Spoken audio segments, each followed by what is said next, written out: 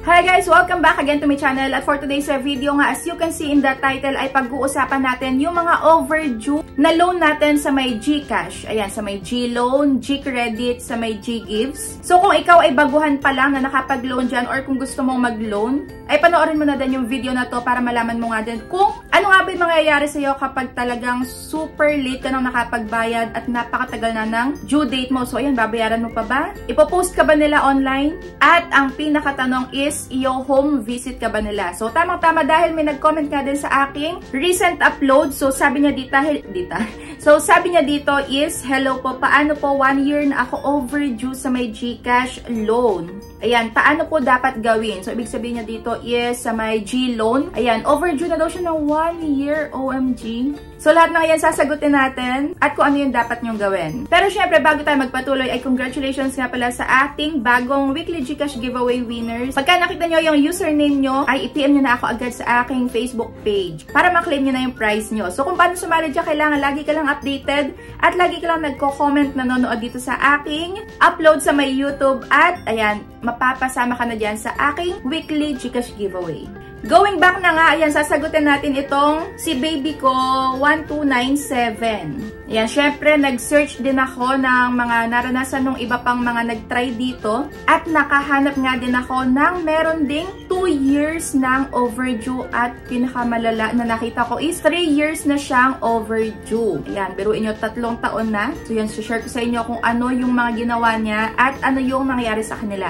So in short, kung na home visit ba sila. So ako personally, talagang na-late na din ako ng pagbabayad dito sa may G-Loan. So unang offer nila sa akin is 7,000 pesos. Tapos nung na-late nga ako ng pagbabayad, naging 5,000 pesos na lang. At ngayon, natutuwa ako dahil talagang inayos ko na yung pagbabayad dito. Talagang nung nakaraan kasi, hindi naman natin alam kung kailan tayo gigipitin, diba? So ayun. Naging on time naman na ako magbayad sa kanila at nakatanggap pa nga ako ng cashback sa kanila na 1,000 mahigit yata yun dahil ako ay nagbayad ng mas maaga sa kanila. O diba, may pa-cashback pa pala sila. Nagulat ako dahil mayroong pumasok sa akin na pera, akala ko may namali. So nalungkot naman ako dahil baka ayun, kailangan nung may namali, naghahantay ako baka may tumawag or mag-text, so wala. At nag-post nga ako online na ayun nga, may pa-free na pera sa GCash. So yun pala, may nag-comment dahil sa may cashback, nagbayad ako ng advance dun sa may loan ko nga dito sa may G-Loan. O diba, napaka-bongga. So ngayon is 10,000 pesos na yung aking credit limit dito sa may G-Loan at pwede na pala ditong mag-multiple loan. So hanggat meron ka ditong credit limit, kagaya ko, una kong loan dito is 5,000 pesos. Akala ko makakapag-loan ako after kong mabayaran yung 5K na yan. Pero tinry ko,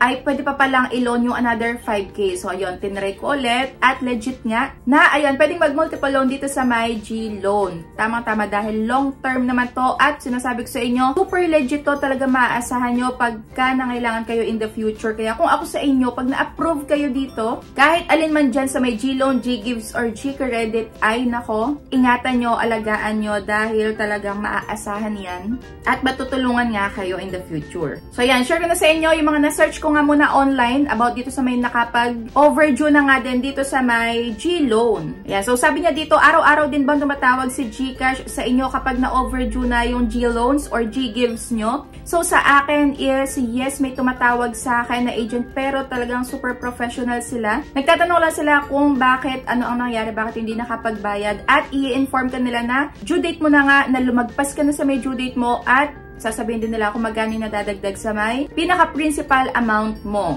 Ayan, tatanungin ka din kung kailan ka magbabayad. Kung ako sa inyo, pag kami tumawag ay sagutin nyo na lang din. Ayan, legit nga yan na may tatawag sa inyo ng paulit-ulit, lalo na pagka hindi nyo agad sinagot sa may una o pangalawang tawag sa inyo. So next naman, maaari ka bang kasuhan ng G-Loan sa may GCash pag di ka na nakakapaghulog sa may G-Loan ng 8 months? So ang sabi naman dito, ayan, 1 month na daw siyang hindi nakakapagbayad sa may G-Loan at G-Gives dahil nawala yung SIM card nung asawa niya. At meron nga dito na sendan pa ng email. Ayan, galing sa may Fuse. At dito, yung sinasabi ko nga sa inyo, 2 years na. At yung isang last is 3 years nang hindi nakapagbayad. Ayan, ang tanong, babayaran mo pa ba? So, yes, kailangang bayaran. kailangan ay responsable tayong borrower dahil talagang legit naman tong in-applyan nyo ng loan. Dapat ay gumawa din tayo ng paraan para makapagbayad. So kung alam mo na wala kang pera na pambayad sa may due date mo, ay gumawa ka na ng paraan para magkaroon ka nga ng pambayad. Pero kung wala naman talaga, ayan, mag-auto-deduct yan. Pagka nilagyan mo ng or nag-cash in ka papunta sa may, syempre, GCash wallet mo,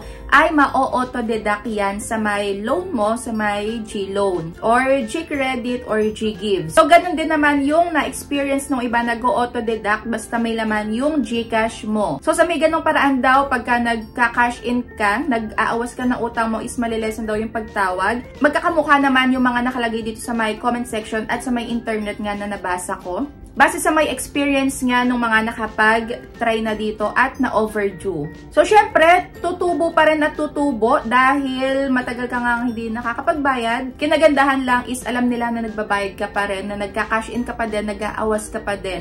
So, totally hindi mo tinatakbuhan yung loan mo dito. So, mas okay na ganun. At ito naman yung sabi nung isa. So, magkakaroon siya ng penalties. Kagaya nga nasabi ko sa inyo kanina, for every due date na hindi nyo mababayaran. Tama. May daily fee din siya. Also, they will auto-deduct sa may GCash wallet mo once na may funds. So, much better to settle your loans agad to avoid high penalties or coordinate with the agency na tatawag if hindi nyo pa siya mababayaran. So, kagaya nga nasabi ko sa inyo kanina, ayun, makipag-coordinate kayo, huwag nyong babaan ng tawag, huwag nyong i-cut yung tawag nila dahil sa ganung paraan parang nagkakaroon sila talaga ng, ayan, napapaisip yung mga agent na talagang tatakbuhan mo yung utang mo. Kausapin mo sila at sabihin mo kung ano yung dahilan para ma-lessen nga din yung pagtawag sa inyo. So, ito na nga yung sagot. So, may maaari ka nga daw bang kasuhan ng G-Loan? So, may nakapag-share dito na, ayan, no, same daw sa may Maya account. Pero, ayan, ita-transfer daw nila yung information mo sa may third-party collection agency at sila na daw yung mangungulit sa pagtawag at text sa inyo. At ito pa, hindi daw sila pwedeng magkaso dahil sa may, ayan, laki din ng interest. Syempre, lalaki yung interest niyan, lalo na pagka super tagal mo nang hindi nakapagbayad. So, actually, much better if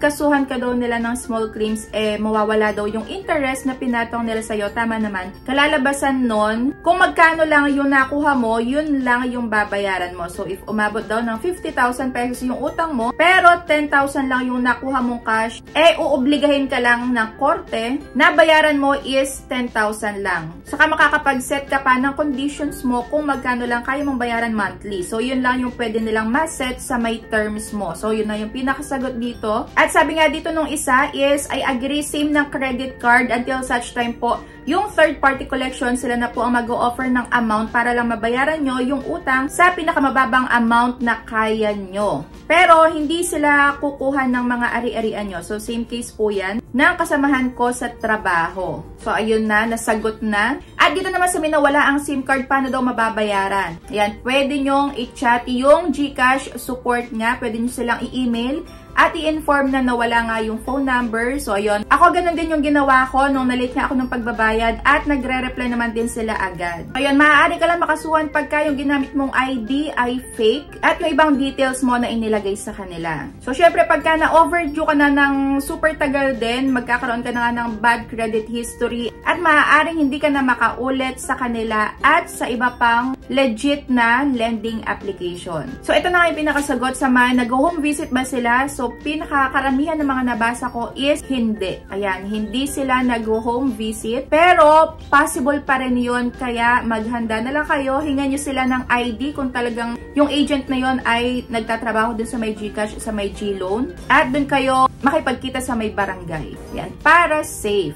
So, another question pa pala, ayan, tinatawagan ba nila yung nasa may contact references mo? So, dito, yung mga nabasa ko is wala daw, hindi daw natatawagan, pero possible pa rin talaga yon, lalo na kung malaking halaga nga yung nautang mo sa kanila. So, ayun, wala daw home visit at hindi ko makontakt sa may contact references. Pero kahit na ganun, kailangan maging responsable pa din tayo sa may pagbabayad ng utang dahil utang natin yon, nakuha natin yon nang hindi sila pinipilit. So, ayun, kailangan is magbayad din tayo ng kusang loob, lalo na kung may pambayad naman tayo.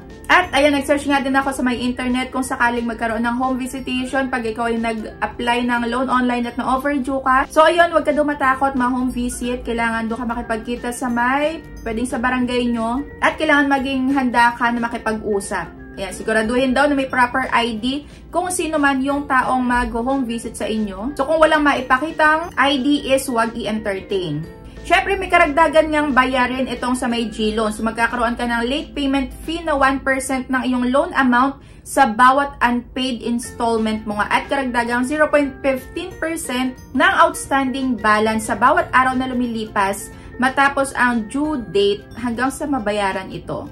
At syempre, yung pinaka mahirap dito is bababa na nga yung G-score mo at maaaring makaapekto to sa mga iba pang legit na OLA na hindi ka na ma-aprubahan dahil sa ganong bad credit history mo. So, that's it for today's video. Kung meron pa kayong gustong i-share na hindi ko na i-share or kung ano pa yung na-experience nyo dito pagka kayo ay na-overdue, ano pa yung ginawa nyo, ay i-comment nyo na dyan para maging aware nga din yung iba. So, ayun lang. Thank you for watching and see you on my next vlog. Bye!